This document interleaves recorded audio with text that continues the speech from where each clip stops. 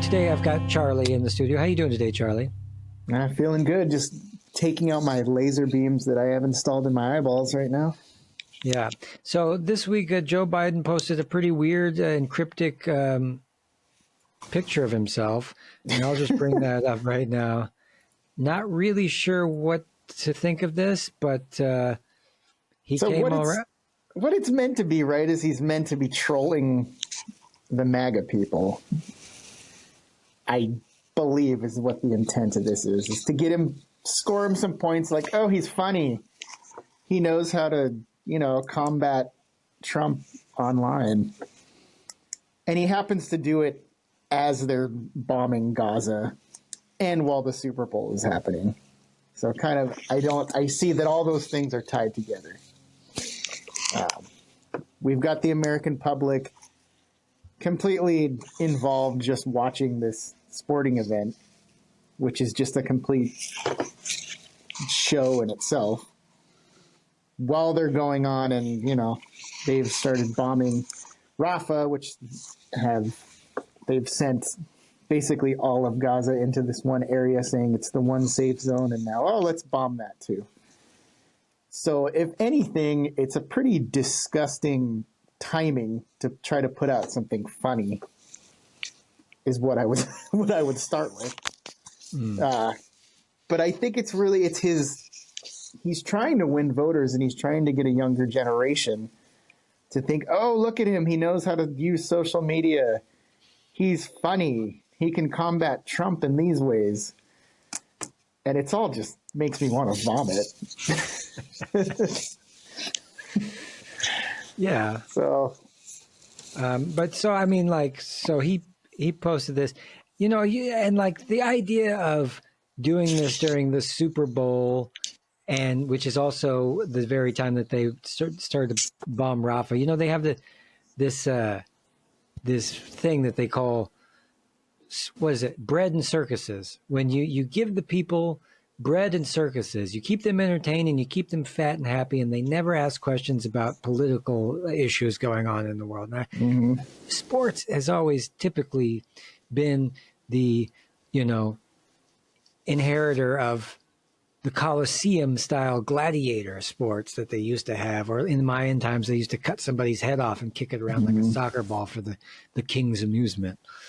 And it's the way that we can bring patriotism after 9/11 when Mike Piazza hits a home run for the New York Mets. It means that he's combating terrorism.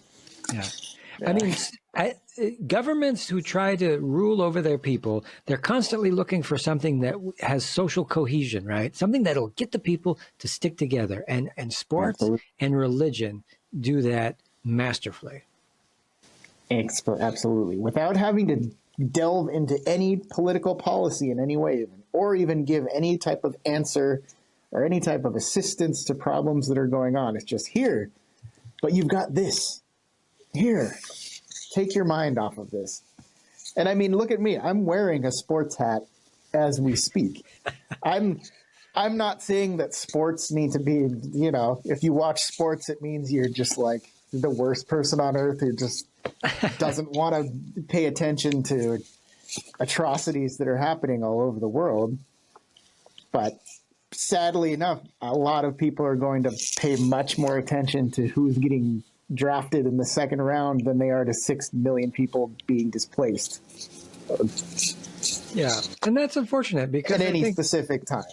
It has merit. Sports is fun to watch. I'm not some kind of, I'm an animal too. Like, I love to see people run fast. Oh, run fast, put the ball in the hole. Okay. It's good. It's good, brainless fun when you come home from work. It's something that brings everybody together. Patriotism, sports, and religion all has you rooting for your team, which is like, it's in our nature, the competitive nature. And as long as we do it for fun and everything like that, then part of a well-balanced existence. It makes me feel connected to this guy, because we're both from the same city and we both root for the same team, and now we're connected in this way. Oh, and at least it's something that can bring us together in some way or form, unlike a lot of other things. But but to the detriment, religion and sports, and they all have sort of their limitations for what they're used for ultimately. I mean, it's a pacifist thing. It's something that pacifies people into. But at the same time, so is music, and I love music. So what am I going to lie? Right. But that's why I quit music, because music, you're trying to make people feel good about themselves and dance and stuff. I said, no, you know what? I want to Or make feel people terrible miserable. is what I try to do. But... Oh, right, with new music, yeah. I like politics better, because then you're really just trying to make people uncomfortable, and that's more my speed. But now what we've got, so we've got sports are being like there's so much commercialism, so much advertising involved in sports, and it's taken it to the ultimate extent here to where Israel put their own ad on the Super Bowl. Oh, right. When you've got the most eyes, the most butts in the seats watching, you've got this ad that's feel bad for us. We are defending ourselves. We're trying to get back our dads, our brothers, our sisters. Which I'm not saying that it's, oh, I'm glad these people got kidnapped. I'm not saying that at all. But how can you be so blind as to show, okay, it's like we're going to murder 20,000 plus people in order to get these fathers and daughters back, which I don't think Netanyahu gives a flying fuck about those people who are kidnapped. He's using them, is all I can say.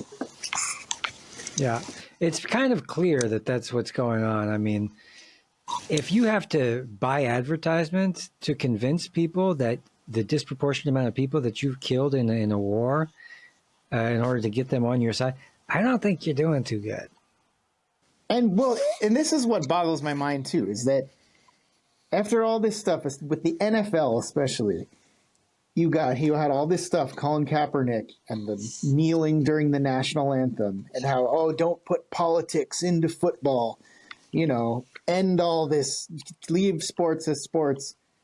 And then you have a nation who is actively murdering people as we watch and speak, being able to say, hey, look at us. Like, we're doing this great thing, sports and nationalism, or whatever the meaning of it is. It's just bullshit. Yeah. And then the imaginations of voters are going down. Like last week, we covered that 70% of all Americans think their country is in decline. I mean, this is because it's unraveling this edifice where they hid behind for so long. I'm writing an article right now about Rachel Maddow and how many times she's lied. Like, as somebody who's a leftist, she calls herself a leftist. She is one of the most sycophantic liars and pundit hacks out there, where she makes $25 million a year and is worth like hundreds of million, all to get people worked up about culture. As if she's on our side and she's the one fighting for our rights against this terror that's going to take us over. It's all, fear tactics from Democrats, Republicans, all of them. So here's the ad again. It has dads of all kinds, the funny dads, the ugly dads, the dads with gas, all the dads who wear women's clothing, the strong ones. The dads who like trampolines and water slides. The dads who like watermelon. The dads that are being held in captivity for over 120 days. Let's bring them home. And let's also keep killing people. Yeah. And let's deny every time that they've tried to make a deal to get the hostages back. Yeah. Has not once. And here's the thing, folks, is that historically, I wrote an article this week too that was about, how many times do you think there was a ceasefire over there, and how many times do you think Israel broke it or Palestinians broke it? Did you see this article I wrote? Not this one, no. So I got a report here. Israel has historically broken ceasefires at over twice the rate. And there has been, in the conflict, 96% of all deaths have been Palestinian since 2005. And so where do we move on from this then? How do you even begin to create a policy in which peace or even stopping active war from happening, where does it even begin when there's no stopping it? Yeah. When the legacy mainstream media wants to continuously keep people invested into a war because the powers that be feel like it's necessary to beef up the industrial complex, military industrial complex, and go out and, basically launder tax money and give it to corporations because we say we need it for national defense, when in reality, they're just going willy-nilly with whatever they think might make some extra money at the same time the empire is crumbling. And, And so why when people talk about, oh, we can't raise taxes, we can't do this, you're just all these, leftist hippies trying to take our money to give to immigrants. Why, when it's obvious that the Pentagon just loses trillions of dollars, why is the right not up in arms about that? Like, it's just a couple $1 trillion, who gives a fuck? Yeah. Why is there no outrage? That's the classic mistake. I mean, some of them are coming around to the idea, which you have is these libertarian guys with long beards who have served in the military, and then, they were slightly too smart for the military, so they realized they want peace, and they notice that it's corrupt and stuff, so they come home and they say, I'm libertarian, which ultimately they're saying, I'm against the government because the government sent me off to war to kill people, and I don't agree with that, so now I'm libertarian. But in reality, the military-industrial complex pretty much leads the government around by the nose as far as where do we invade next in order to, secure America's interests or whatever. Which ties directly, I guess you can't make any direct ties to it right now, but what's happening in the Congo as we speak. Yeah, let's go to that here. We got a video I'd like to share. So this is the Democratic Republic of the Congo, formerly Zaire. Zaire, yeah, that was on the maps when I was growing up. Yeah, Zaire, interesting of note, speaking of direct ties to the U.S. and Zaire, was let's see, we had Patrice Lumumba, yeah. Who was Eisenhower actually authorized his execution, and the U.S. and Belgium were the ones that actively put in Mobutu Sese Seko, who was in power for 30 years until he died. Okay. Almost until the end of Zaire, before Zaire became the Democratic Republic of the Congo, to which now we've had the Rwandan genocide, which is still involved with the Hutus and the Tutsis. Yeah. And we've got a giant mess. What is the West trying to get? What are the major exports of that area? Copper is a very big one of that area. The Congo, before the Belgians, when they committed genocide against the native Congo people, it was rubber. Okay. But now I think copper is one of their biggest that they're trying to get out of there. And we've got the Rwandan government military who is siding with M23, who are the rebels that are currently fighting in the eastern part against the Congolese military. And so we've got people of the Congo saying, oh, it's the UN, it's the US, backing the Rwandans, trying to, create upheaval in this part of the country. But then you've got the Congolese government not responding, and you've got both sides committing atrocities, which what we're left with is 6.3 million displaced people. 6.3? Million. 6.3 million displaced people. Wow. Okay. And I don't see a single Democratic Republic of the Congo flag on Instagram. Right. Right. That's a good point. So tell me again. Let's talk about the belligerents and the who's in this and who's backing who again. Tell me again. So the military is fighting rebel groups, obviously. Yeah, you got the Congolese military who is fighting. M23 is the active. This is who's attacking Goma, which is in the eastern part of the country near the border with Rwanda, who are supposedly backed by Rwanda. And these are Tutsi from Tutsi people.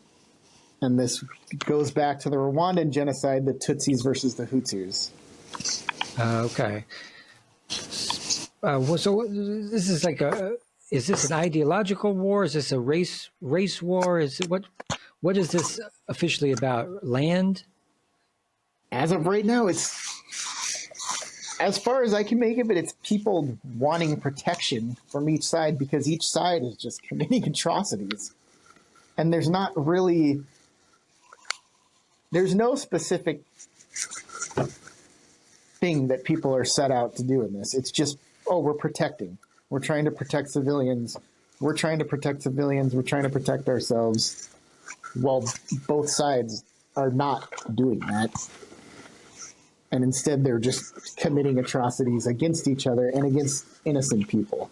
Well, surely there's got to be some kind of motivation, though. I mean, if they're trying to, they disagree with who they are as people. They think that if they're Muslim or Buddhist or whatever, they're incompatible with their so they must be slaughtered. And that's sometimes the basis of a genocide. Other times, there's a basis of a genocide would be land or access to resources or,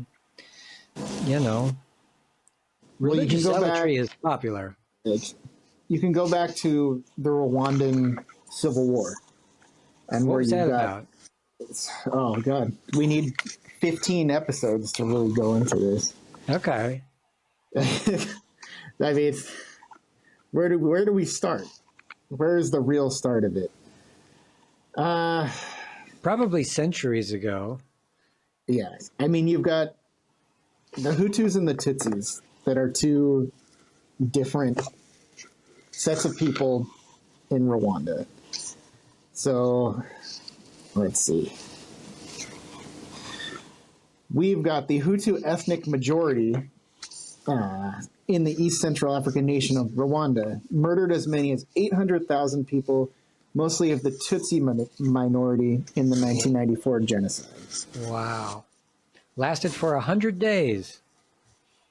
Started by Hutu nationalists in the capital of Kigali, the genocide spread throughout the country with shocking speed and brutality. 2 million refugees, mainly Hutus. And so the Tutsis who began that are M23, who we have in the Congo now. So the Rwandan government is trying to fight against those people because the Rwandan government now is against trying to let that power come back into their country. Yeah. And this is kind of the Tutsis coming back saying never again, right? The Hutus. Oh, the Hutus. Mm-hmm. Okay. Yeah. So the people I know it gets very confusing. So the people doing the genociding are just what? Rwandans. Well, which genociding are we talking? Back in 1994? Well, in 1994, the one that lasted 100 days and nearly 1 million ethnic Tutsis and moderate Hutu were killed. Mm-hmm. Who was doing the killing then? That was the Tutsis. So the Tutsis were killing other ethnic Tutsis? Killing Hutus. Oh, okay. Because this says during which nearly 1 million ethnic Tutsi and moderate Hutu were killed, like both of them were killed. Yeah, it was not just, it was anyone who was not on your side which is say, which is carried over into the Congo now. okay, of course. Because when you have two groups, they might be American, but they disagree with each other. Like, oh, the anti-fascist, anti-Nazi people who were German, but still got hung because they weren't on board with the whole thing. Okay. Exactly. You're not in all the way. Same Stalin type techniques. Right. Kill your dissidents, jail them or put them in a gulag. So here's a video. We've got, this is police in the Democratic Congo fired tear gas to disperse protesters in Kinshasa on Monday. Demonstrators were burning tires, and U.S. and Belgian flags were near Western embassies and United Nations offices. They accused the West of supporting neighboring Rwanda, which is alleged to back the Tutsi-led, what you mentioned, rebel group. We are claiming our rights. France and the United States have fostered this war in the eastern DRC by supporting the rebellion. A country like Rwanda cannot fight against the Democratic Republic of the Congo. We are marching. We are not breaking or destroying people's property, but the head of the police is sending his officers to chase us away. The M23's group's recent advances, first in the strategic eastern city of Goma in the conflict, hit eastern Congo region. Rwanda has denied the accusations that it backs M23. However, Congo Western governments, including the United States and Belgium, as well as reports from United Nations expert group, indicate that the rebel group benefits from Rwanda's support. Well, decades of conflicts in eastern Congo between a myriad of rival armed groups over land and resources and brutal attacks on civilians have killed hundreds of thousands of people and displaced more than 7 million. Wow. So 7 million, that's a hefty amount. It's a hefty number of displaced people, not to account for food shortages, rape, violence, mass murderings, which has been going on since I've been alive. So, already been through multiple civil wars. So when we talk about displaced people right now, I know there's about 1 million, maybe almost 2 million that are displaced from Gaza. The population of Rafah, which is on the border of Egypt, now they usually have a population of about 250,000. It's ballooned to about 1.2 million, and these people are stuck with their back to the border and their face to the sea. They have nowhere to go. They have no idea what to do. And at the same time, this thing that's happening in Africa is involving a lot more people and displaced, what did we say, 6 to 7 million? Yeah. So everybody should, if not more, prioritize the world events accordingly, because this obviously takes precedence. But, the Israel conflict also is a long time coming with apartheid and things like this. So, well, and we can add that I believe the Congo army gets most of their weapons, or at least a lot of their weapons recently, from Turkey. Interesting. So is we've that got true? A NATO member. Oh, so you said, what did you say? The Democratic Republic of Congo gets their weapons from Turkey. What about Rwanda? Turkey has taken a very large part of the arms trade within Africa. I know they're selling to Burkina Faso. As for the Rwanda military, well, the arms supplied up to Rwanda during the period leading up to the genocide came from Egypt, South Africa, and France. They are the main suppliers. Egypt sold $6 million in arms to Rwanda in March 1992. But as far as today, who's backing them today? I could not tell you.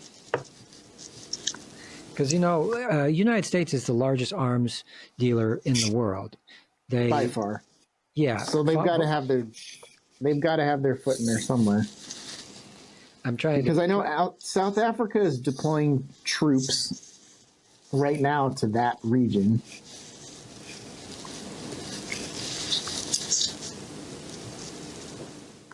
And they are going to back Rwanda, I believe. Okay. So the United States has provided limited military sales and aid to Rwanda. Back in the day, between the years of 1981 and 1992, they something like $2 million worth of guns were traded with them. But there is no clear evidence, according to what I'm reading, that the United States is currently supplying arms to Rwanda. And as for the Democratic Republic of the Congo, there's not really any existing sources to say that. So I had just assumed, it's South Africa is deploying to fight M23, who is supposedly backed by Rwanda. So we've got South Africa fighting on the side of the Congolese military. 2,900 troops. Now there's been a development where the United States is redefining its relationship to South Africa because of the genocide case in the ICJ. They're saying maybe we don't need to be friends anymore. Or the United States wants to revisit its preferential trade treatment, open trade. Because if you don't do what we want, we're not going to give you what you want. Yeah. But I just find it confusing because it's clearly an apartheid state and a genocide. Like Palestinians have had to drive on different streets. They're not allowed on certain sidewalks at certain times of day. Well, it's unbelievable that this is still even a question about why this has all happened. And like the fact that it's just been kind of, oh, well, they're Palestinians, they don't have place. Yeah, silence, and it's just growing up. It was always about like, will there ever be peace in the Middle East? And now, as an adult, I realize why there's not "quote unquote" peace in the Middle East. As a kid, you know who I think of Palestine is Yasser Arafat. Oh, sure. Yeah. And I had no idea what was happening, but he was considered. But remember how they paraded him through the news media as like some kind of, otherwise you would have never known about some foreign leader as a child, but they paraded him around with that. And he was like, I remember the guy with the blanket on his head. Wow. What a character. But and he always had like a machine gun with him. Yeah. But I think it was because, he was a friend of the United States at that point because he was willing to talk openly about whatever, letting Israel do whatever it wanted. I think that fell apart ultimately. Well, acknowledging Israel's right to exist. Sure. First one. Two-state solution. But it's funny because, Saddam Hussein, bad dictator, blah, blah, blah. We went and we killed him. We killed his whole family. Terrible guy, blah, blah, blah. We thought he was the bee's knees. We thought he was the bee's knees in the late 1980s. We put him on the cover of Time magazine. Fucking up Iran. Yeah. Great. Yeah. Love him. And we sold him the weapons. Same with Osama bin Laden. Yeah. As long as you're fucking up the Soviets, here's a bunch of weapons. Go ahead. It's the fact that the U.S. and all these colonial nations just managed to shoot themselves in the foot over and over and over. Why is nothing ever learned? Yeah. And they're going to be, and you know what? They're paying for it economically because the first thing to start to break when your imperialism, the imperialistic grasp that you have on other countries and stuff starts to wane, which it's happening now with the United States, then the economy starts to falter. And then you start to see it in the sort of ability for a country to have a GDP or like have a credit score, for instance. Like I was going to share this. Check this out. So this is a latest article I wrote. Moody's, one of the credit agencies over there on Wall Street, downgraded Israel's credit rating because of the Gaza war. Now they go from A2 to A1 to A2 or whatever, but the United States. And so what's the impact of that from going to A1 to A2? How is that going to affect your country? Well, just like, at this point, we all live in a debt economy. So we have to borrow money from banks and investment places like this in order to run city governments and hold whole countries, as well as, personal finances for individuals and stuff. But what the rating agencies do is they will go in there and see what a country's producing and what they're not producing, and import exports. If there's any conflict in the region that may upset economic output, they make a rating on the country based on these things. It's just like a credit score for a human being. In this case, for a country. And if the country has a good credit score, well, what can it do? It can get loans from a bank. And that's essentially what it is all about here. And so I'm assuming the Democratic Republic of the Congo has a 0 credit rating. Well, we can check on that. What's the credit rating of the DRC? I mean, that whole region, I think, is outside the bounds of some of the, there's the OECD countries, and there's like different partnerships. You got the BRICS countries, and there are these kind of countries are always talked about more when it talks to credit scores. But I do believe that almost all 198 countries have some kind of credit rating or some, maybe not North Korea, but I'll have to check. North Korea's credit rating is perfect. No doubt. Yeah. According to state media. Yeah. See, so the DRC doesn't really have an accurate, rating according to this. I mean, maybe they do. I'd have to check more in depth about that. I don't really know. In fact, it's kind of a strange thing about credit ratings in general. Like I think it's relatively new for individuals and countries. So what it says here is the downgrade. Why they downgraded Israel's credit scores? Because of the Gaza war impact, political uncertainty, and investor confidence. Because obviously, if there's prolonged conflict, that makes investors rich, all these snotty rich people, a little nervous. I don't know. It might be a little too many people dying for my taste. I don't know. I think that's well, who will run the factories if all these people are dead? We don't have any child labor anymore. All the children are dead. Shit. We've alleviated poverty in our lifetime by killing everyone. Yeah. Easy. Take note, Canada.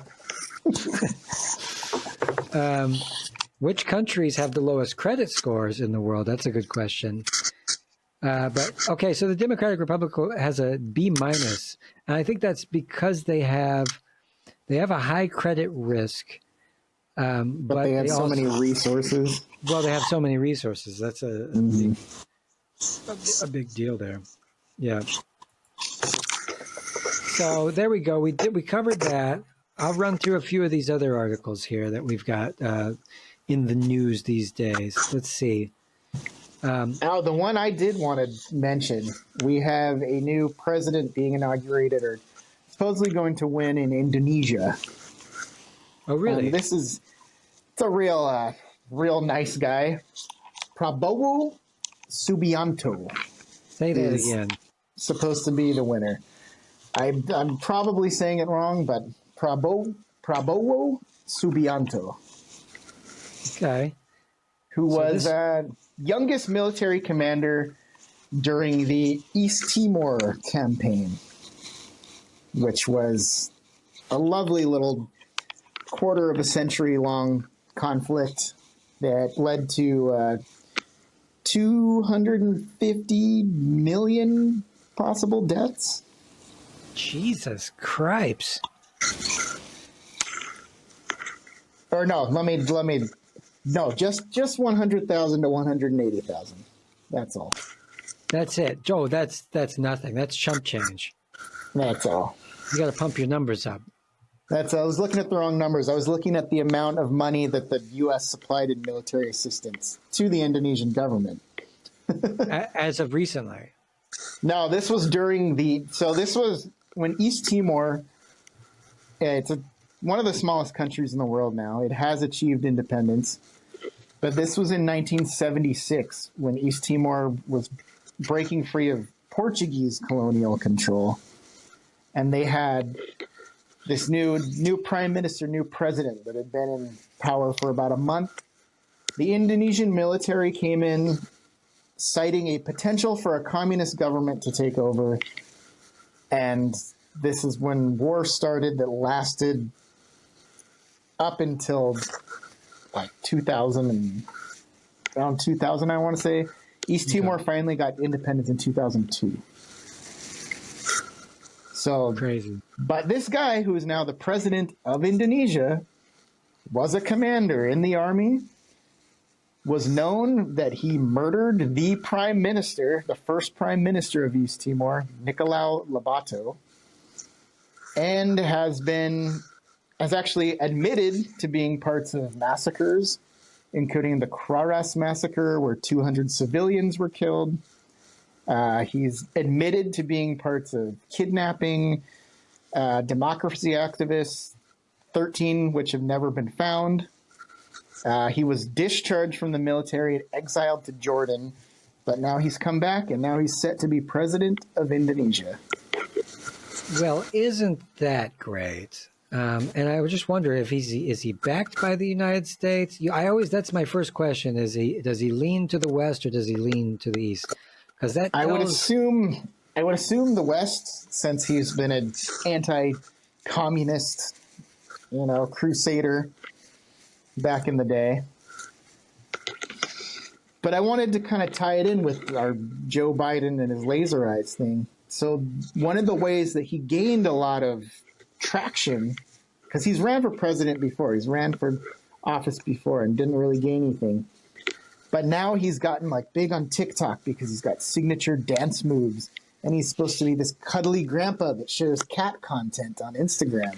Oh God! So the younger generation who was not alive to witness these wars and abuses of civil rights and murderings and kidnappings are like, oh, he's just like a nice goofy grandpa that likes to dance on TikTok.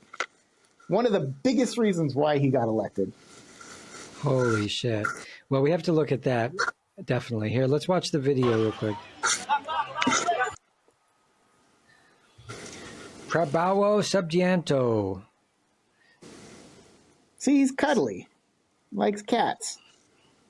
Likes to kill democracy activists, Well, that hat says it all. That's a fashion faux pas right there. Nothing worse than a dictator that's got a funny hat. They all got to have their little funny hats and symbols and everything. They really do. Why? Can't we just have a modest kind of, No, you got to be over the top. Over the top. Straight Turkmenistan style. Yeah, see, this is a typical fucking fascist nonsense here. Yeah, human rights violation. In 1976, he was commander of a group of Indonesian National Army Special Force, Kopassus, that operated in what is now East Timor. Story checks Backed out. and funded by the U.S. and Belgium. Or not Belgium, just the U.S. Yeah, see, so that tells you... here he is talking with the guy. It tells you everything you need to know when they're backed by the United States. And they become vassal satellites or whatever of imperialist power in the West. And they just can't. They get a dictator. You know the story about Allende and Pinochet. They go, a country democratically votes for a socialist, and America comes in with the CIA, cuts their head off, and puts in a military dictator and lets him rule for about 30 or 40 years. Same thing in Zaire. Same thing in Iran. Yeah. I think we're starting to see a pattern emerge, folks. So, and just to say it again, the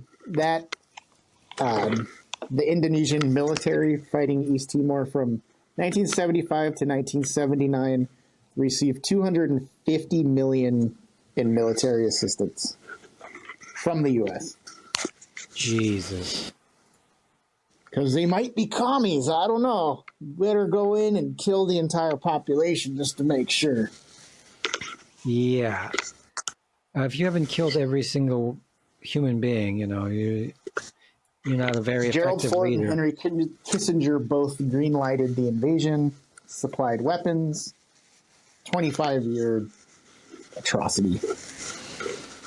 For a country that is the size of how big geographically is East Timor? East Timor is 14,000 kilometers squared in total. Oh, so we're talking about a tiny, tiny place. About just below 6,000 square miles. That's what, the size of Connecticut? Or how large is that? For all you Americans out Tiny. there, that's 300 football fields. The population of East Timor is about 1.4 million people. So 180,000 killed or starved during that war. So everybody should know. Look, the president of Indonesia, he's kind of a creep. He's kind of a weirdo. He's a little bit of a genocidal maniac. He is. He has been out. There's allegations against him for interfering with the election, disregard for democracy, weakening democratic institutions, and he's pretty much been categorized as authoritarian. And like he's got nepotism, like most good fascists do. He's including his son's candidacy for vice president. I think that's like the textbook definition of nepotism. I'm the president and my son is the vice president.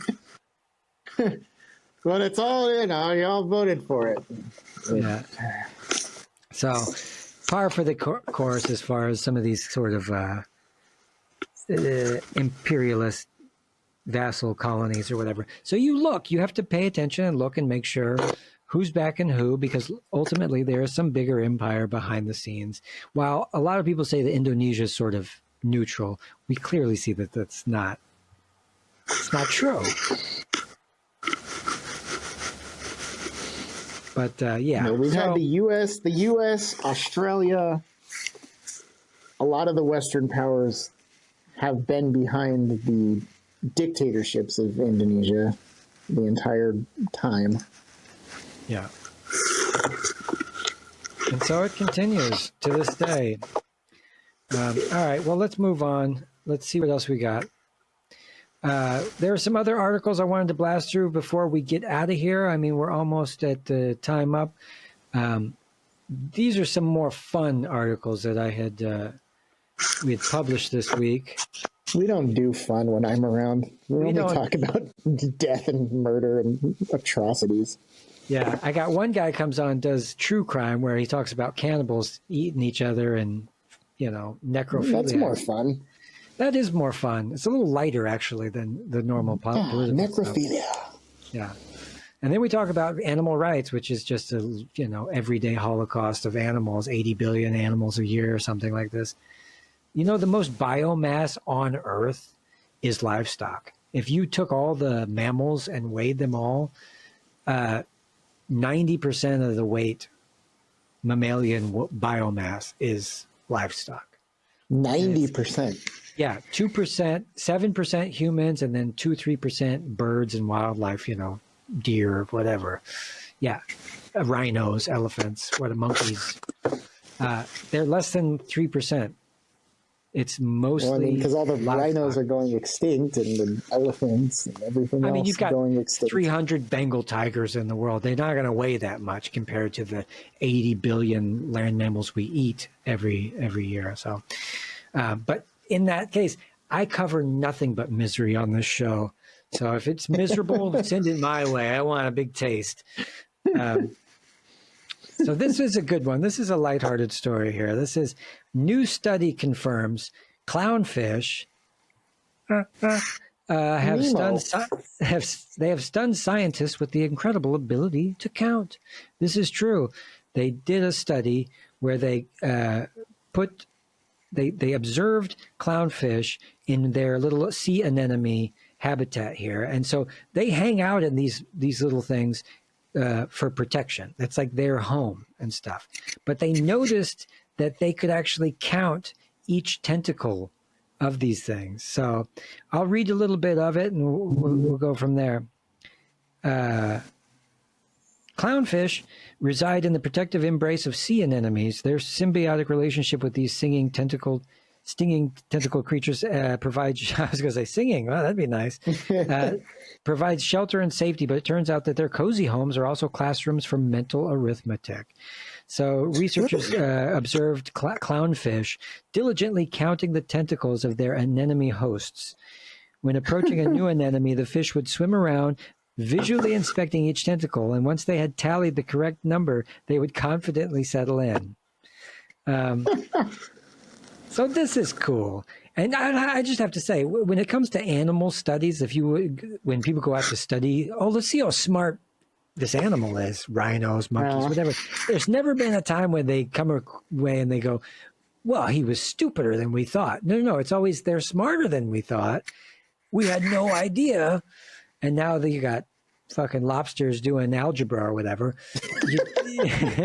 you don't know until you actually try and do it. So these fuckers are smarter than me. Yeah, I can't count on anything. Cognitive abilities. Clownfish are not the only mammals capable of counting, but their precision surprised scientists. Their counting abilities are beyond mere recognition. They can discriminate between different quantities. While we don't fully understand the neural mechanisms behind the skill, it highlights the complexity of fish cognition. So there you go, folks. Another reason. And that's something you don't ever hear about either, is fish being smart. They're usually considered one of the dumbest creatures on Earth. Sure. I think he's got the mental ability of a fish. Yeah. I think that's always the misconception, though. It's just like animals are smart in their own way, right? Like an octopus can change colors and see 256 more colors than we can. Why? And more now that octopus, what's the one where the guy falls in love with the octopus documentary? Now there's been a lot more studies on octopuses. People becoming a lot more involved in seeing how brilliant those creatures are. Really. Right. They've been putting them in little glasses or jars and screwing the lid shut, and they can unscrew the lid and stuff. Yeah, we're constantly reclassifying these animals. Like pigs are the fifth most intelligent creatures on Earth, and that's crazy because they're above dogs and like really close to things like dolphins. And whales are all rank above that. Like whales are fucking smart, dude. Who are the top three? Top three, you're probably gonna have bonobos. Because all they want to do is fuck. I mean, they're smart, man. Don't worry about any kind of I would like to say rivalries or anything. Just let's say, what's your guess? I was gonna say rats, dolphins, whales up there. Name the chimpanzees. Top three in order. Ooh, that's tough. Is a whale number one? Whales didn't make the top three. No. There's only the top three. There's only one aquatic animal in the top three. Dolphins? Yeah. Like I said, we got dolphins number two, maybe? Yeah. Nailed it. Okay, so what? We got chimps and bonobos number one? Yeah. Dolphins number two, rats number three? Number three, you're going to go with rats, huh? The correct answer is elephants. Oh, of course. Isn't that cool? Of course. Elephants are cool. Elephants love music. They play and they grieve for their dead, and they grieve their. It's very sad when you see the grieving elephant. Yeah, honestly, I've seen videos of other animals grieving too, and it's really fascinating. If not grieving, if ravens. Yeah, I saw a fox chew off his buddy's tail after he died and take it away, and everybody, the whole animal behaviorist community was like, "What? What was it?" They don't know. Well, it's like, communities that would keep their relatives' skulls and things like that. It's like a memory, keeping their spirit alive, things like that. I'm taking this. Yeah. I mean, a fox's tail. When you die, I'm taking your tail. I'm going to chew it off with my own teeth, too. That's what animals are like that. It's like, when you die, Charlie, I'm going to cut off your feet and put it in my bed so that I always smell your smell, and that I'll always Maybe that's what it is. I have no idea. But take a body part. I mean, I was just talking. Yeah, like what's happening with the endorphins and things with the smell of those. I mean, that's all it really takes to be close to like something. It's all about the five senses. If it smells like home, if it tastes like home, then even if it's a bowl of feces, I'll drink it if it reminds me of comforts. Yeah. How much does memory play into that? What are these animals? What is their memory capacity for memories and nostalgia? Right.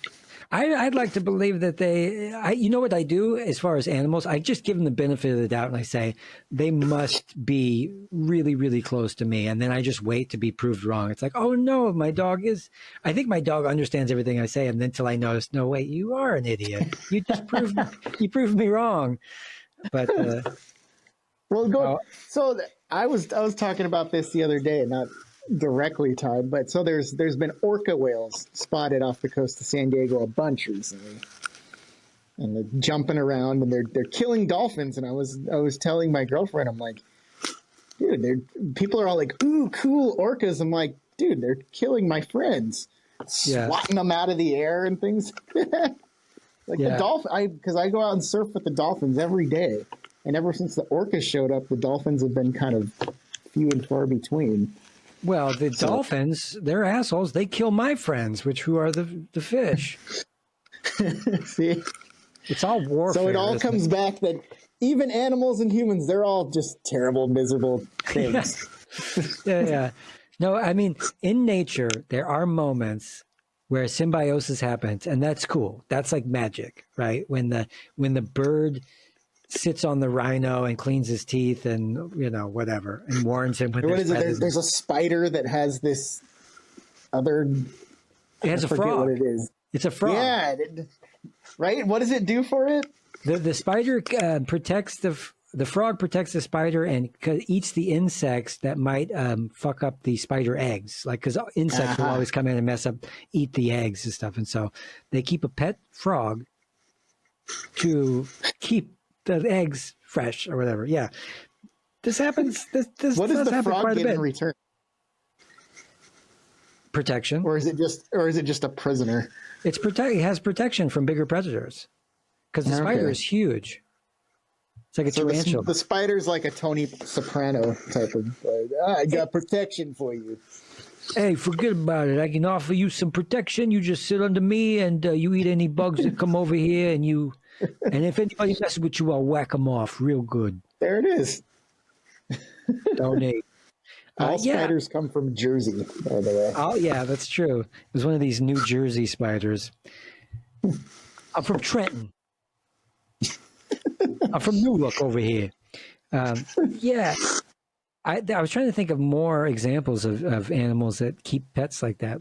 But I know there was a story about fishermen working with dolphins in Brazil, where they would go fishing and stuff, and they learned how to fish together, and then they kind of share whatever. Of course, humans take the lion's share, whatever, but there's some examples. We'll cover that next week. I think that's a good topic. All right, let's move on to this next one. This one's a real hot topic here. So 23% of renters, meaning people who rent houses or apartments, spend at least 50% of their income on housing. And this is according to the Department of Housing and Urban Development. So apparently, this is an increase of the past. And obviously, what do you think, Charlie? You feel that statistic to be true? Oh, absolutely. My rent has gone up how much in the past 20 years?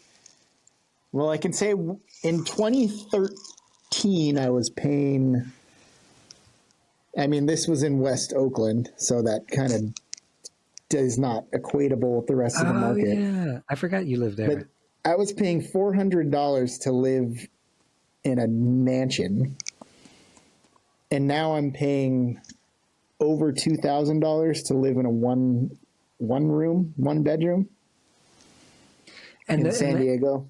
And these areas are even like comparable because San Diego. Because this was Oakland back then when it was still cheap or Yeah. affordable. Right. And San Diego is now the most expensive. I think it's the most expensive city in the entire United States now. Get out of town, really? I'm going to check that out. I think it surpassed San Francisco and LA. They're all in California, of course. Or New York City. New York City is probably number one. Is it still? So what are you doing there? Living? It's where I grew up. It's where my mom is. See, that's sad because then you get chased out of your own homeland, you know? San Diego is considered to have so many people. Yeah. San Diego is considered to have a high cost of living. According to the search results, the cost of living in San Diego is 44% higher than the national average. The housing expenses, the housing expenses in San Diego are 123% higher than the national averages, and the utility prices are 13% higher than the national average. Additionally, the cost of living in San Diego is 44% higher. You said that. Okay. So for whatever reason, well, I can tell you why. Because it's San Diego. The weather's great. You're right next to the ocean. You know, you're within a hop, skip, and a jump to Mexico. Like, that could be a good or a bad thing. Yeah, depending on who you ask. For me, it's a good thing. But anyway, it's like Baja, which is not even really considered Mexico, right? I mean, it is fake, technically, right? It's fake Mexico, yeah. It's just fake Mexico. Have you been down there to Baja? I go all the time. I was there. I was actually in Tecate this past weekend. That's not that's not a town. That's a beer. You know, it's where the beer factory is. No shit. So what's it like in Baja? Well, it depends on where. Like, you ask in Tijuana, you ask in Mexicali, you ask in Tecate. All the way down. So I can tell you. So those are our three. So we've got three major border crossings, or four, I guess if you count. There's a couple around Tijuana. So you've got Tijuana, which is one of the biggest cities in all of Mexico. Insane place. Culture is amazing there. Has been incredibly dangerous for years and years due to cartel violence and all the other factors that go into that. Sure. But, you know, the cartels are everywhere in Mexico. Yeah. So, I mean, they're all over the place in a lot of places. So you've got Tijuana, huge city. You've got Tecate, which is almost the complete opposite, about an hour away, like kind of Pueblo Mágico, which they call. This is the government of Mexico. They're magic towns that are like specifically made for tourism. Little quaint areas, you know, old historical buildings and things. That's what Tecate is. It's small town, very chill, not a lot going on, which is kind of why I like it. Then you got Mexicali over in the desert, about 2 hours from here. That's where my partner is from there. Her dad still lives there, so we go down there for Christmas and the holidays almost every year.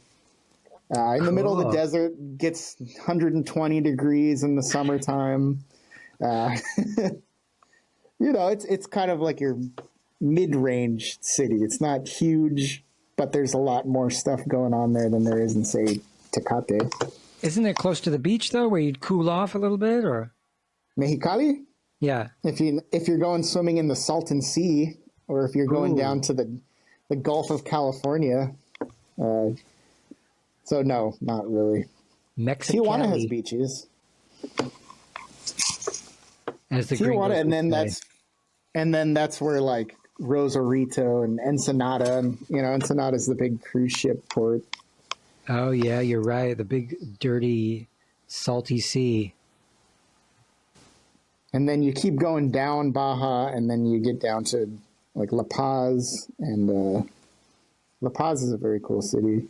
And then you've got Cabo, which I don't know if it's still one of those big spring break destinations or not. I've never actually been to Cabo. Cabo San Lucas. Hey, bro. We're going to Cabo for Christmas, bro. No, I think Sayulita and Tulum, those are the places where everyone goes now. So here we got People La in Tulum Paz. can't afford to live there anymore because there's too many gringos there now. Here we go. Cabo San Lucas, La Paz, San Carlos. And I've always wanted to do the drive that goes all the way down, but I have known nothing about basically any of that middle area. Because the furthest south I've ever been is Ensenada. Well, driving. Wow.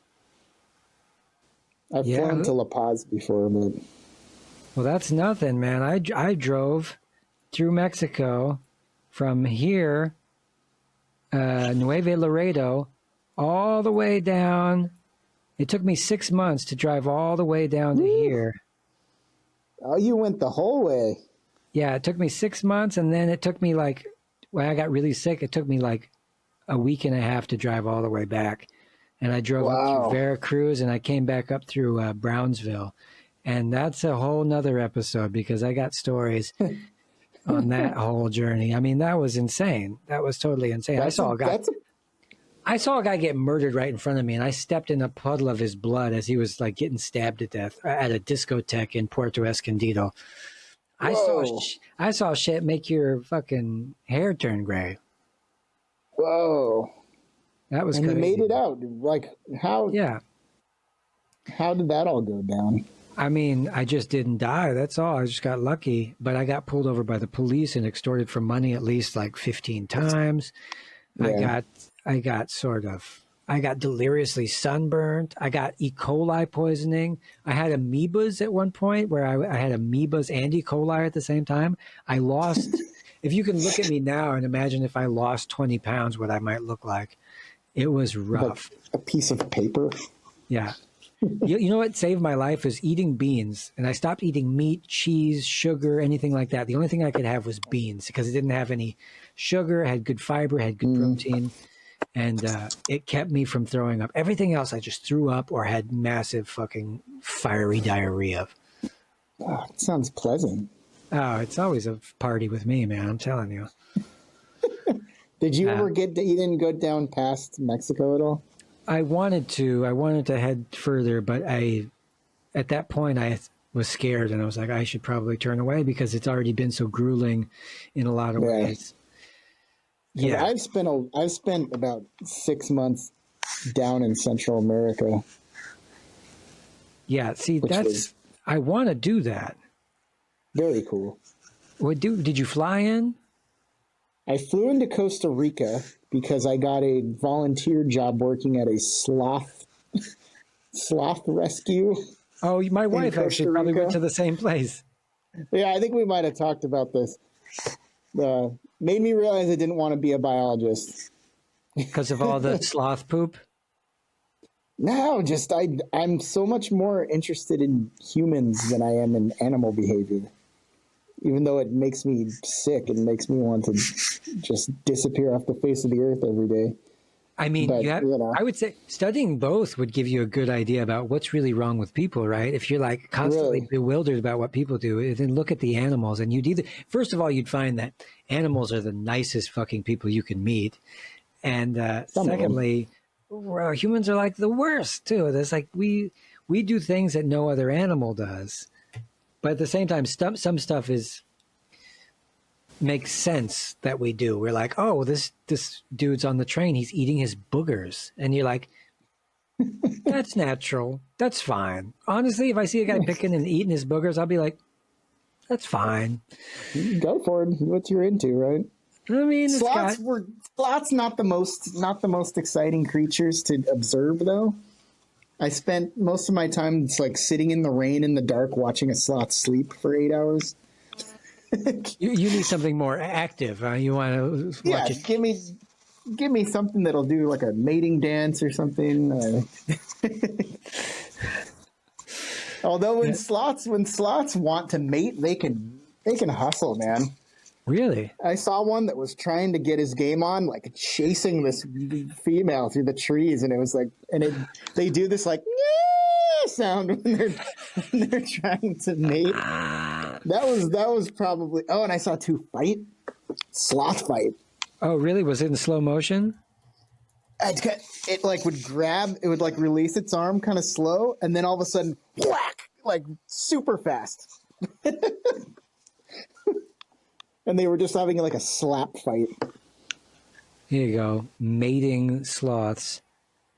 See, different types. I think it was the three-toed or three-fingered.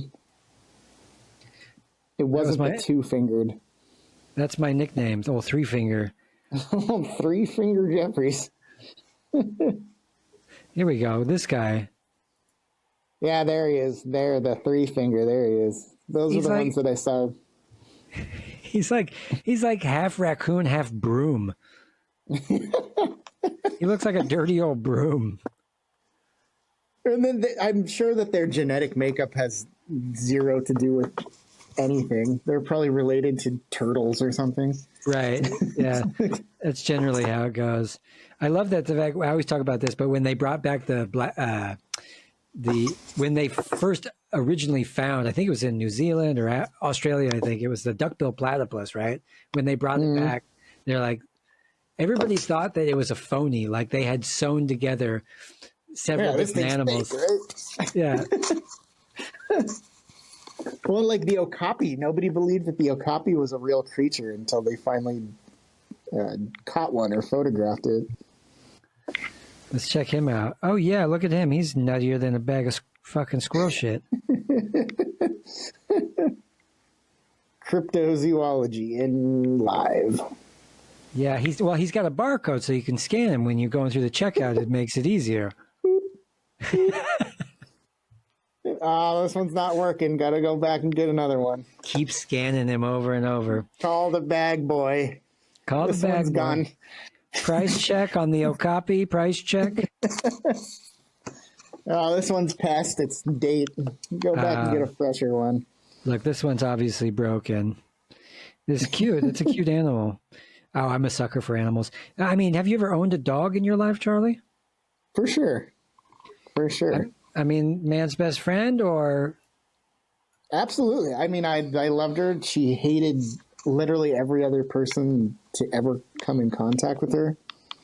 Really? Which was kind of great. Yeah. Would just bite people and get all pissy. What I'm come to realize now is I think that she was mistreated as a puppy and she had major PTSD issues. Mm-hmm. And so, I mean, she would like pee all over the place when anyone came close to her. She'd try to protect anyone who ever got near me. But I think her previous owners didn't treat her very well. And then she finally went blind and deaf. As they do. I mean, how old did she live to be? 14? Yeah, that's general. Mine just died this year. She was 9. She had a massive brain tumor, and she just sort of started having seizures one day, and 7 days later, she was dead. Just didn't see it coming, and all of a sudden, she's over there, fidgeting around.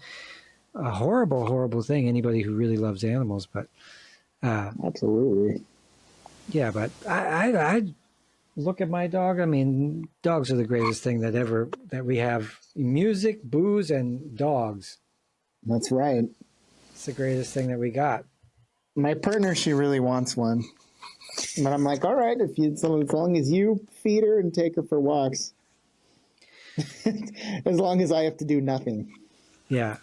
Oh, such a good dog owner you are, Charlie. Absolutely. That's why I don't want one. Yeah, don't. When you get like, I want to go out tonight. I gotta go home and walk Fluffy because Fluffy's probably going to be the most neediest dog on the fucking planet too. Yeah. Sometimes you get lucky. He doesn't get a head massage. Like the dog will get treated better than me. I already know it. That's how it should be, Charlie. That's how it should be. Massages. Yeah. Spa treatments. When you get older, you either have kids or you have a dog, and the dog is supposed to make up for your paternal instinct and you're supposed to shower this thing with love. And then the dog, for me at least, it becomes the glue in the relationship that keeps you all together. When my wife is completely sick of my shit and it's like, at least the dog is cute, I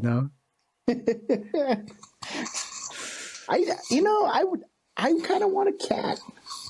I think I've kind of become a cat person. I kind of respect that they're assholes.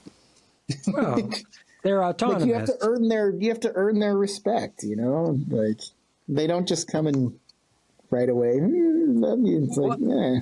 But the question is, would you rather eat dog shit or eat cat shit? Ooh. If you had to choose, which one would you pick? I guess cat shit because they eat more fish, maybe. You think it would be tastier, or there would be some omega-3s in there that would make it? Yeah, you know, like move it through my body a little more, like that fish oil.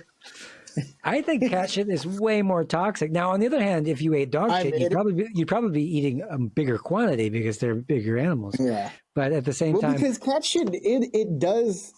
Like the crazy cat lady thing is a real thing, right? It's because cat shit has like toxic properties that get into the air and make people get dementia. Toxoplasmosis. There it is. It is. And it's actually starting to become prevalent in dogs and wildlife too. But yeah, ultimately it was cats that were spreading it around because it can exist. It's a parasite that can exist in any fecal matter or like. So it's not just cats innately have this in their feces. Yeah, it's like part of their thing. No, but what is peculiar about it is that when they're affected by it, like when an animal is infected by it, like a mouse is infected by toxoplasmosis, or people, they're more attracted to the cat. So it draws the cat. So it's parasitic in this really strange way. And that you become ooh. Yeah, you sort of come entranced by the cat, and the cat can catch mice easier that way too. So it might be some evolutionary step in order to. Absolutely. I mean, you've heard of this fungus that gets inside the heads of insects and can control it, right? Mm-hmm. The cordyceps mushroom. Pretty wild. Yeah, pretty wild. So there is a scientific precedent for it. Like it could happen, but zombies don't quite exist in that way yet. It's just like American politics. And it all comes back around. So look, speaking of animals, I wanted to cover this also before we go. So my homie here, Joey Carbstrong, he's a vegan activist. He's got a new movie out I wanted to talk about. It's called Pignorant. It's on Amazon, but what this dude did was, and he's great, everybody should check him out, and the way he debates veganism with prominent people. Like he went head to head with Piers Morgan, this, sack of crap that he is. And, but in this one, he actually breaks into a slaughterhouse, and he was the first one to get video of the gas chambers that pigs are killed in. And they're killed with CO2. And they get in there, they push the pigs in there, and then the gate closes behind them, and they get them in this confined area, and they turn on the gas, and it takes them about 10, 15 minutes to die. And then the entire time they're screaming, and it's horrifying. And people watching on the outside too, you can hear it from, miles away or whatever. So this guy gets in there, breaks in there, gets the first footage of pigs being killed in this way and releases it, and it becomes a national issue. People are outraged at how pigs are blah blah blah.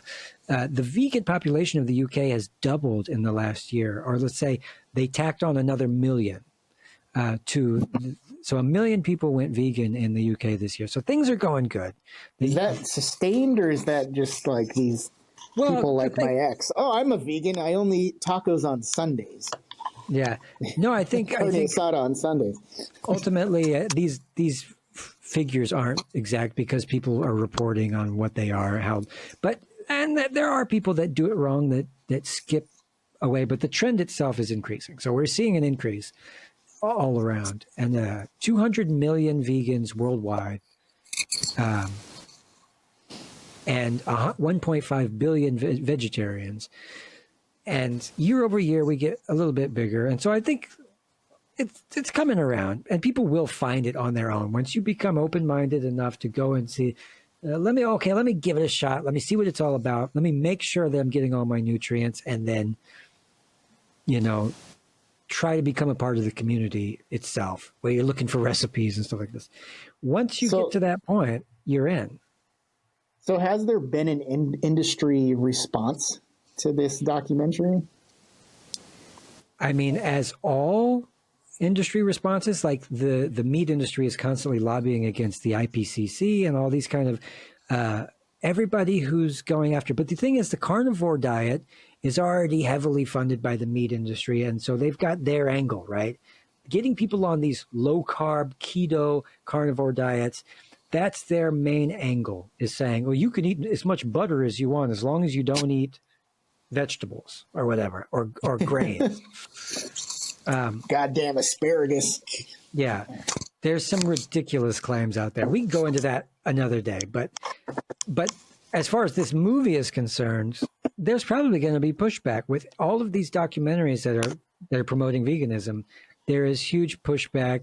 Meat industries hire think tanks to try to debunk them and try to create another movie that says why this movie was a phony or whatever. They do this constantly.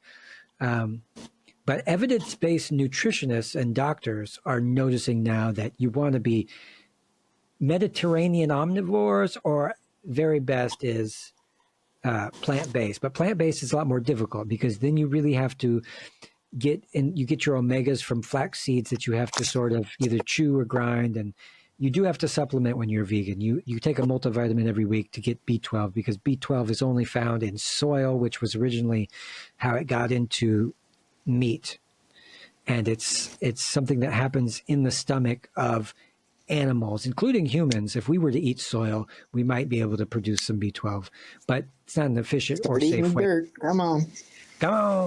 That's why I always leave my goddamn Jeffrey is your turn to tell people to eat dirt.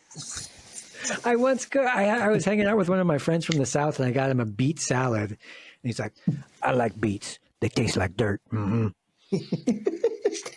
Yeah. They really do. That's always been my big turnoff by them. Yeah. But no, I mean, look, the movement is growing. For me, the evidence is overwhelming. And I think once you go black, you never go back, baby. Once you go vegan and you really do it right, and you do care about the animals that you're killing, I mean, it becomes easy. You know, I have a vegan community that I'm always keeping in touch with, and I'm constantly bombarded with animals being fucking killed, like live in my feed. Horses in New York City who are dying in the heat because they're being mistreated. Chickens and ducks who can't walk, who are just stuck in this factory farm waiting to be killed. Pigs that can't turn around because they're born in dark cages, you know. I see so much horrible shit on a daily basis that it just constantly reaffirms that what I'm doing is it is the moral high ground, and it is the right thing to do. And then beyond that, I subscribe to nutritionists that let me know that I'm also health-wise on a good way. I'm not eating inflammatory foods with saturated fats and sugar and refined carbs. So it's the smartest thing that I never, ever did until recently, and I feel stupid for not doing it sooner. That's the truth. But I'll talk about this guy right here. He was a gang member for a long, long time, and he went to prison, and then he came out super reformed, and now he's dressing in a tuxedo and giving debates at the Oxford University on compassion. Just a real sort of modern day animal loving hero in my eyes.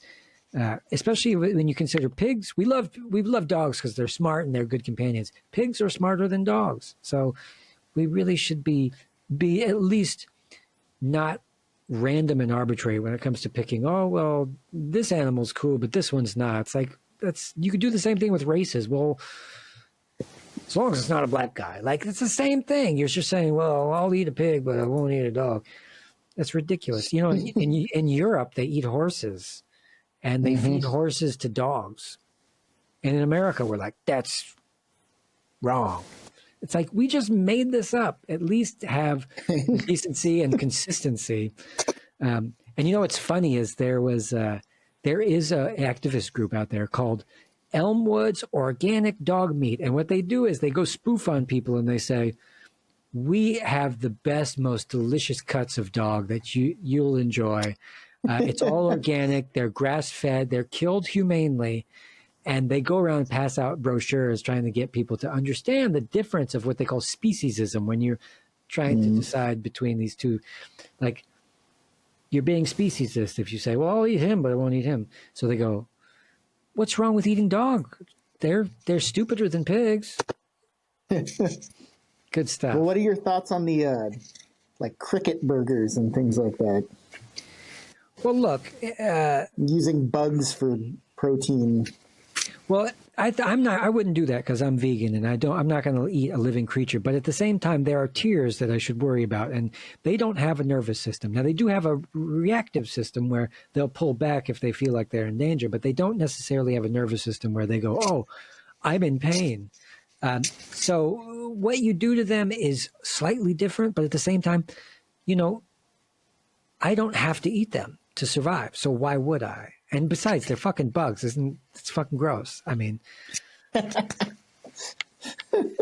that same goes for lab grown meat. It's completely inefficient pipe dream that you're going to be able to lab grow enough meat to feed the world. It's just the overhead for creating something like that is insane compared to growing lentils, beans, nuts, legumes, all these kind of soy.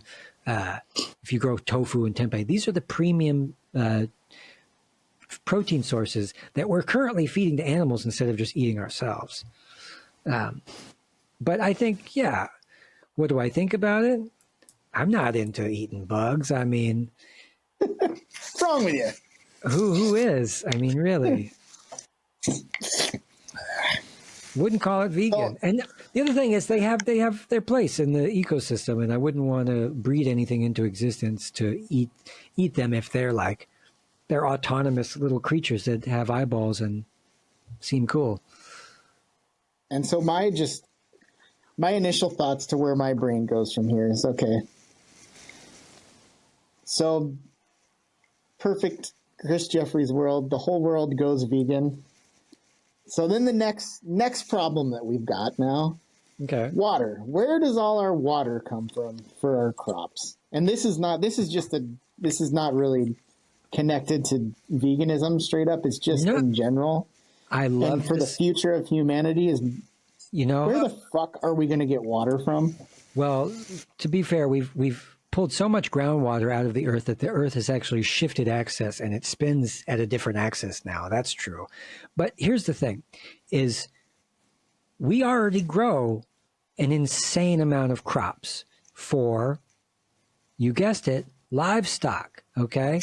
So when you say, where are we going to get all this water from? Check this out. If we stopped doing animal agriculture, stopped growing crops for animals to eat, and as well providing them fresh water to drink, and then, butchering the meat and then getting the protein that way, we could actually free up like 40% of the world's, I'll check so I'm not just pulling your leg here, that how much land can we free up if we all went vegan?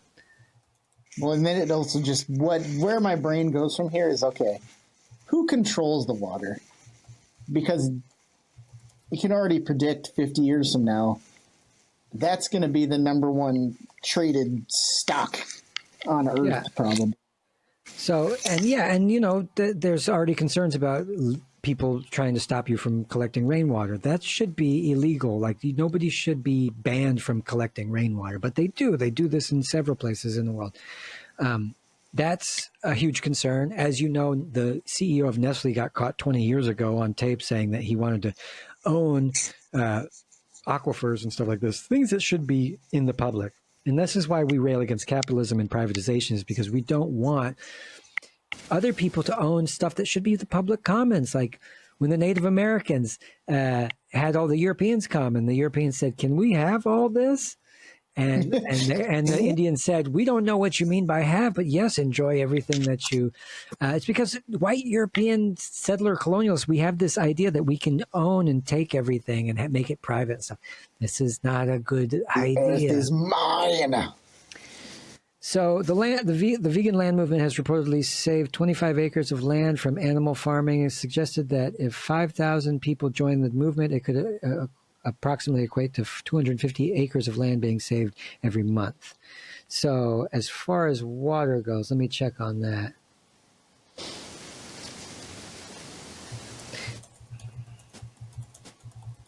If the world went vegan, how much water could we save? I mean, and here's the thing is cows, especially beef, these are very, very thirsty animals. They drink a lot of water, but then also 99% of the beef in the United States is factory farmed, which means that they're eating grain, which is also a water intensive crop. Now, soybean and tofu are water intensive, but nowhere near any of the animal agricultural outputs there. So switching 30% of meat for plant-based alternatives would save enough water to fill 7.5 million swimming pools per year. Well, they always have to tell me in like swimming pools or football fields. Additionally, I'm going to build 7 million swimming pools in my backyard. Oh, I'll just have to get digging, I guess. Additionally, a vegan diet results in 54% less water usage compared to diets with more than 100 grams of meat in a day is eaten. So we're talking about saving water and saving an immense amount of land. So 70% of all the soybeans in the United States are grown for livestock, okay? And 7% of all global soy, only 7% is actually eaten by humans. So we're not even eating near as much as we could. So ultimately, and how much of that goes to waste as well? Well, there are parts of the plant. This is the argument that carnivores use a lot, and there is some truth to it that the animals eat some parts of the plants that we don't eat. But for the most part, well, I mean, even the parts we do eat, how much of that is going to waste? Also, is what I mean. Well, like 30% food waste in general. Yeah, 30% of all food in the United States is wasted. I know that statistic for sure. And that is such a massive amount. Yeah. 30%.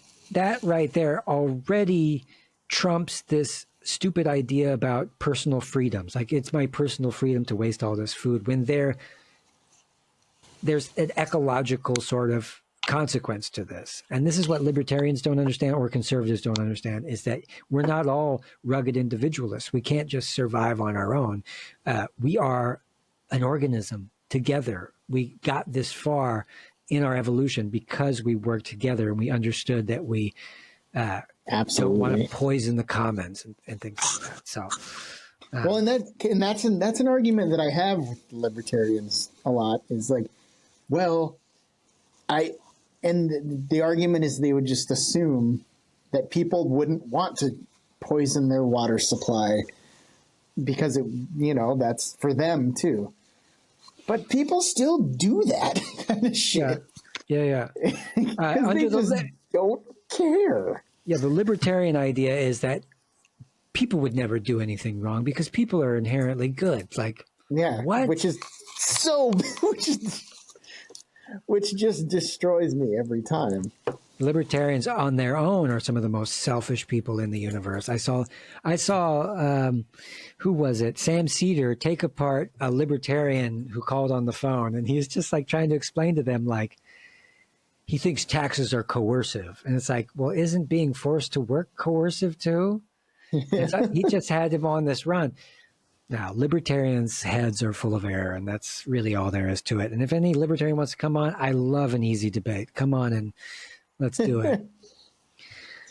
So we got a few more stories to do, and then we're going to check out. You ready for this one? This is a big one.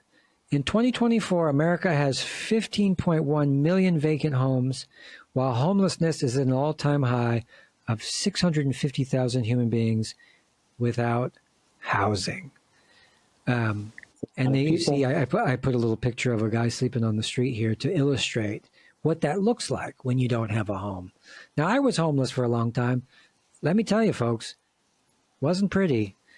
I would pee in a mason jar and shit in plastic bags, and I contracted every parasite and virus known to man. Not a good look. Not fun. Not fun. So seasonal housing accounts for like 4.3 million units. And so that's a big part of why people aren't using these houses, is because they're just your vacation house. I think even my neighborhood right now, they've just passed a law that only 1/3 of the houses can be seasonal Airbnb type stuff. Yeah. See, and which I is think still a huge amount. well, you're talking about not just for their vacation or whatever, but that's for these people, for anybody well off. The smart thing to do is to buy a second home, invest, use a house as a commodity, as an investment vehicle to make a little dough on the side and whatever, beef up your portfolio of assets. At the same time, if we have income inequality, we have all these rich people. Well, they're sweeping up all these houses for normal people to live in, because the commodification of housing is one of the biggest mistakes we've ever made in the Western world. And it's funny, in Greece, before the Greek debt crisis, like 80% of all Greeks own their home. They had no debt. They weren't beholden to, and they owned their own home. They had been passed down generation to generation. And then European banks came along, like Germany and stuff, and decided to give them a credit rating and say, well, you can borrow money. And so people started to borrow money. And when they couldn't pay the money back because the wages were low in Greece, what they did was start, taking people's shit. And that was the start. Same thing they did in the U.S. Yeah. And it's just, this is the modus operandi of business as usual for Western banks, IMF, World Bank, local banks, the debt economy, something that was dreamed up about 1970, 60, 1980, somewhere around there.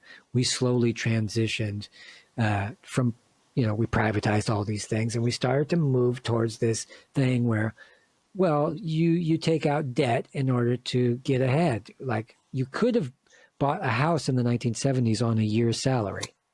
Mm-hmm. But now, go into debt because you need to go to college, because in order to get that job that's going to get you that loan and that's going to get you that house payment. Yeah.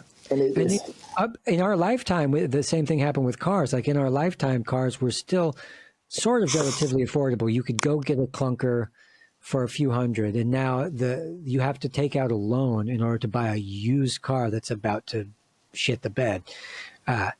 This is not not to mention all the taxes and different things that they're going to charge you for every year.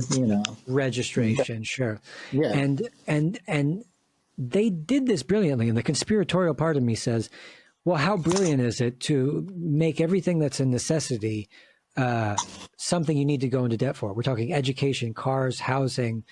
Next, it's going to be you got to take out a mortgage to get food. Water. You pay your water bills. It's brilliant from that point of view, saying, well, we can't let people have free healthcare, free anything, when we could sit around, charge it. We raise the extra money. The money goes to corporations in the state, which help become stronger and are able to do more things. I understand their point of view about it, but at the same time, they just screwed like every normal person ever in history. And we're starting to see that. And people are, luckily, people are seeing it and getting angry about it. But they screwed us. They screwed us big time. Everything's way too fucking expensive. And more of these, it's companies and conglomerations that are buying up. Yeah, here more and more. It's been projected that by 2030, private equity will own 40 to 50% of all small family homes in America. That's insane. Yeah. So those WEF conspiracy theorists are actually right when they're creeped out by the idea of, in the future, you will own nothing and you'll like it. Like, in there's some year 2525. Yeah. And the people are still alive. Yeah. And the homelessness rate, we just hit a record number of homeless people. Like, it was teetering around 580,000. Now it's up at 650,000. You can bet that they're also underreporting that because it looks bad for what we talked about before. The credit score of a country might look bad if they count the actual number of homeless people. So Well, he lives in And a it doesn't, tent, yeah, so that doesn't yeah. count. Or people living in just complete bottom poverty, but they have four walls around them. You know, it's like, well, Yeah. they're not homeless. Yeah. If we started talking about poverty, the number would be much, much higher.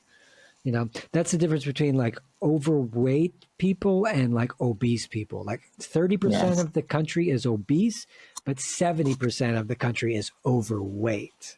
But it's all bad, right? But because it's such a radical thing that housing is a human right. Yeah, which has been slipped the minds of the average person when they've been indoctrinated with like think tank propaganda that says, no, you must let the rich people keep everything because that's freedom. That's America. And you're not a good patriotic person unless you know, you lock your puckered lips around the anuses of billionaires.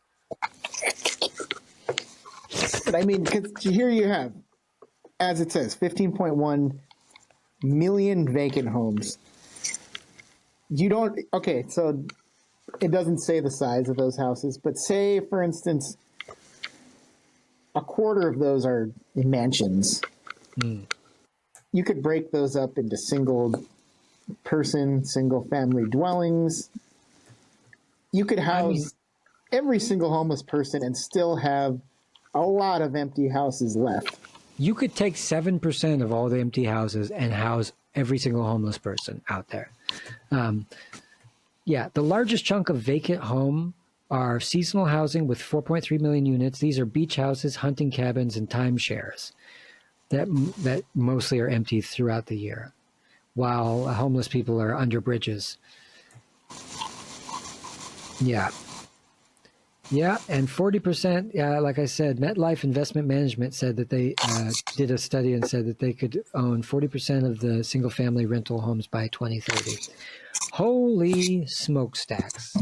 So that's you it. Can't give people housing because then they just expect handouts. No one's ever going to work, and nobody's ever going to do anything again if they just have a house. Yeah, and sit in their house and do drugs the entire day long. And what's going to happen when by 2030, when they said 800 million jobs are going to be taken by AI? And then what are we supposed to do? You know, here's the thing with the conservatives like that.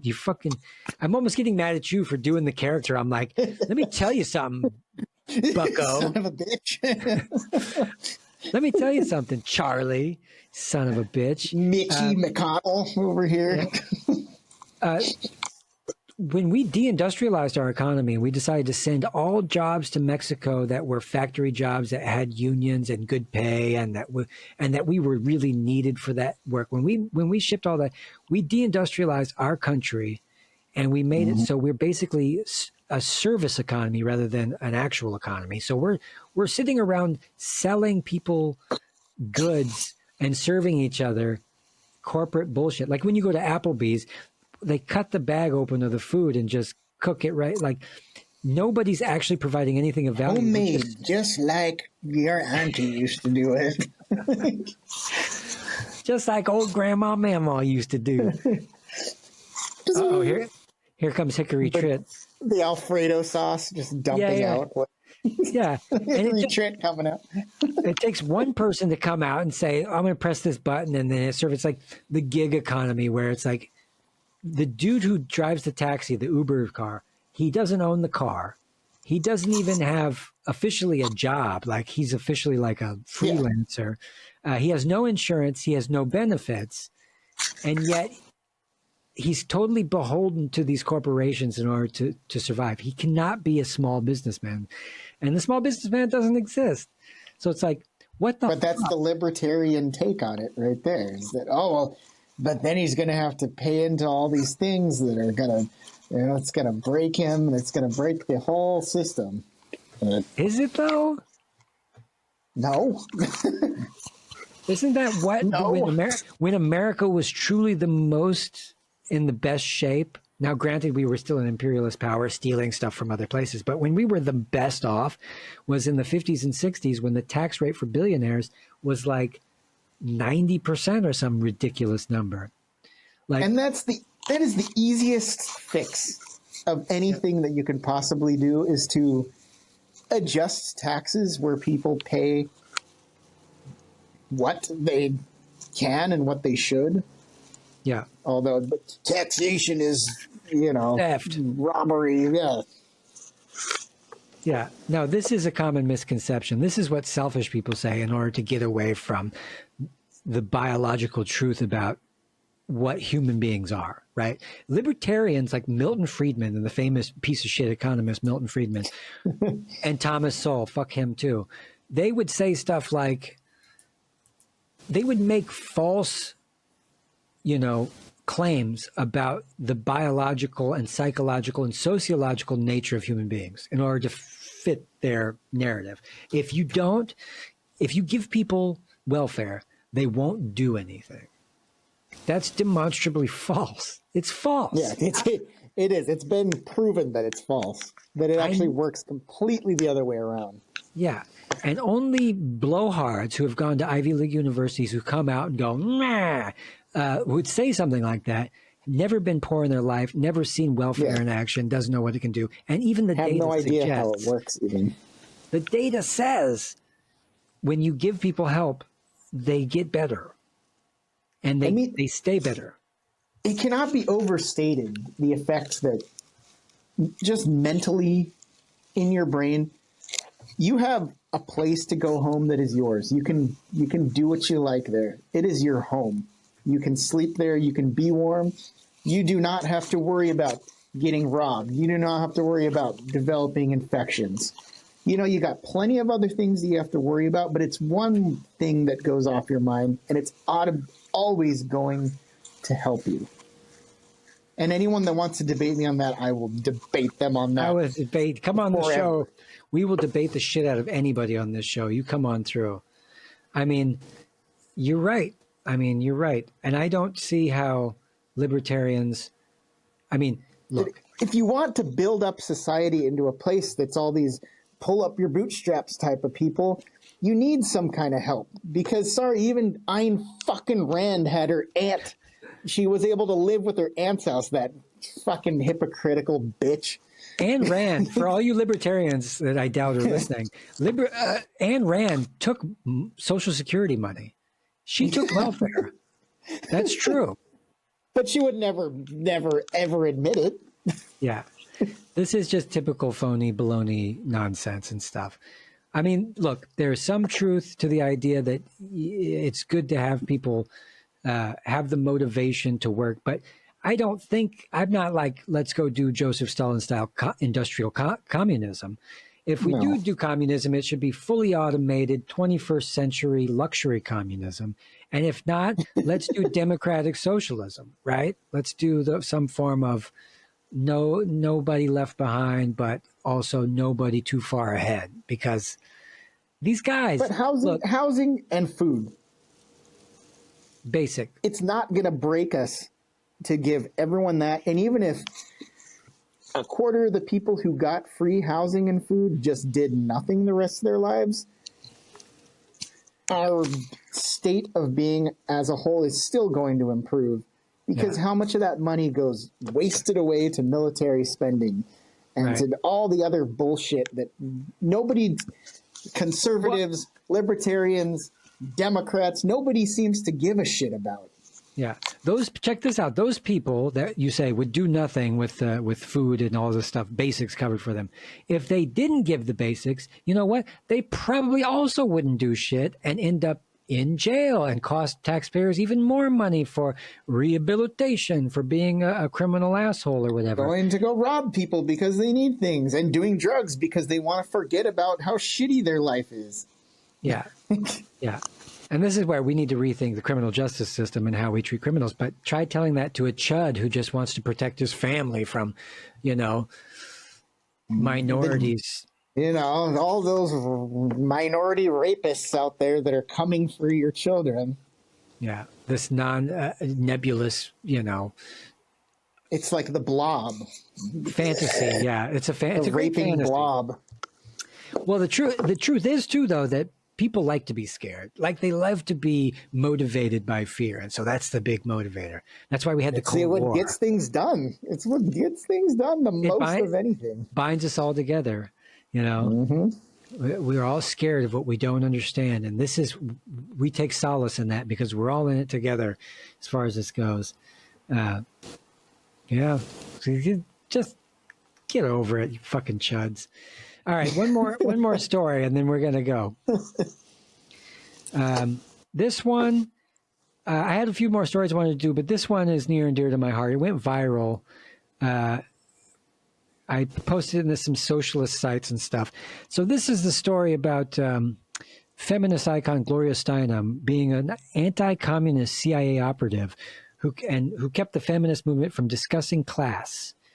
Only wanted to discuss gender. So what's your thoughts on this right off? Well, it's obvious it's the tactics that are still being used, that have been used, keep using some other type of thing, whether it's homosexuality, whether it's wokeness, whether it's whatever you want it to be, from talking about class war and the very things that really tie us all together, but that they don't want us to know. And it's not a conspiracy theory. It's just that's exactly how it is. Me and Nancy Pelosi are not the same. Yeah. Yeah. You don't need a formal conspiracy when interests converge, like George Carlin said. But we don't have the same interests as all leftists, you know. You might be on the left, but it doesn't mean that, like, if you're liberal, you're considered left. But I'm not a fucking liberal. I hate liberals. I don't think that they have anything better than neoconservatives as far as what to offer the American people at this particular juncture in our degrading democracy and economic situation. There's just well, and what's even considered liberal now is questionable at best. Yeah, anyone who says liberal is like you're establishment kind of type. Okay. It's like Reagan is considered liberal now. Yeah, and he was, you know, neoliberalism was so, I mean, they call them neoconservatives too, but neoliberal, they were definitely neoliberal in the sense that they were playing on individual freedoms and liberties in order to sell people on economic policies, which were bad, you know, like privatization. They were using that kind of politics to get more privatization, which is ultimately what they want, is more private company control and for-profit, whatever. Not a good idea. But technically, by definition, I think they're like neoliberal policies. And whether it's you're doing it because of religion or you're doing it because you're doing it for LGBTQ or whatever, if you're doing, or feminism in this case, if you're doing it as an excuse to stop actual class consciousness happen, or like actually talking about undoing some of the hierarchies that capitalism has in it. And that's it right there. You can be as gay as you want to be and be as proud, but you pay your taxes and you go to war when you're told to go to war, and you enjoy for-profit economics. Otherwise, we'll, you know, label you. But you're served this belief that, okay, look, we're on your side. You know, we support what you want to do. You know. And so you have a bunch of people that are able to express themselves, and they have colored hair and frilly dresses and or a nice car and luxury goods or whatever, but nobody has access to clean drinking water or like clean air or affordable education or healthcare. It's like, okay, well, you look great. Or the ability to really move up economically. I mean, right. Upward mobility as far as poor people is horrible, and it's getting worse. Now, what good is being able to dress up how you want? Oh, you can be as gay as you want, just don't ask us for health care. It's like, yeah, that's neoliberalism in a nutshell. We're very open to everybody's individual personal freedoms, but don't ask us to give you any as long as it doesn't money. step on these toes. As long as you don't mess with the hierarchy. And we'll obviously stab you in the back if any of that ever gets in the way. We will definitely come to your house. We don't really give a fuck about you. Yeah. And we don't actually support minorities. We don't support LGBTQ. We don't support any of that. They don't give a fuck about any of those people. They'll pretend to care more if there's money to be made in it. But until that's the case, then, or if you're a voting bloc, or if it's like, to try to sway some election or something in that way, which is used very often. Well, we started the program with the Biden picture where he's trying to sway youth voters. It's like, oh yeah, okay, yeah, I remember when Pelosi wore that like African thing during the Black Lives Matter protests. Her and Schumer and all of them were like kneeling. Oh. No, you're not fucking cool. You suck. And stop trading stocks. It should be illegal. But yeah, in the case of Gloria Steinem, look, she was a CIA operative. She worked in the late 1950s when she really got her movement started or whatever. She spent 2 years in India as a Chester Bowles Asian Fellow. And then when she came back, she served as director of the Independent Research Service, which was an organization that was secretly funded by the CIA and aimed to send American students abroad to disrupt world youth festivals, which were propaganda events for the Soviet Union. So, world youth festivals. Wow. Communism has always been a threat to those hierarchies. And that's why I'm sort of, I'm a libertarian communist. I'm a libertarian socialist. I believe in communism, just without an oppressive authoritarian state. And that works for me.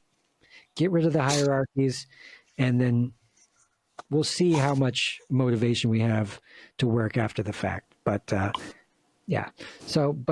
obviously she knew about it. And when she got out of the CIA, she said, they were awesome. They were a liberal organization. They let me do what I want. And I think I'm proud of the work that I did with them.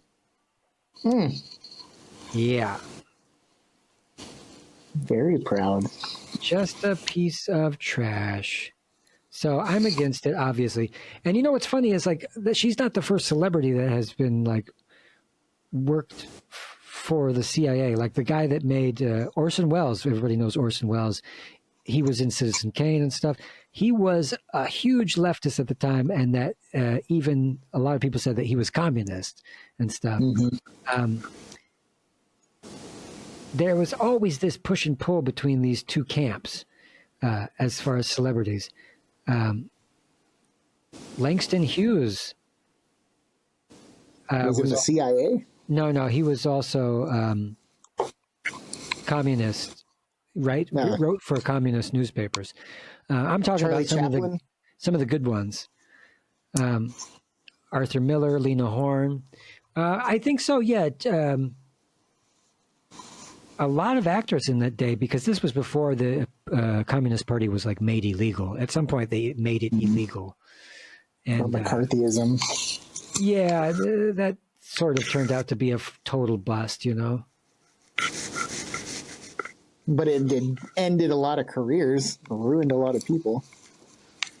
Which, that's all it took. And going back to this boogeyman thing, which was we were all motivated by fear so well. That was the whole purpose of the Cold War, was to pick on a person that, pick on a country that we could say, oh yeah, these guys are trying to kill us. And then for whatever reason, that social cohesion of having a shared enemy drives, in their minds, drives progress and drives, motivation in the people. It works in wartime too, or at least it used to. And then, religion too. I mean, whatever they can do to get people to all riled up and on the same page, that's what it's all about. Yeah.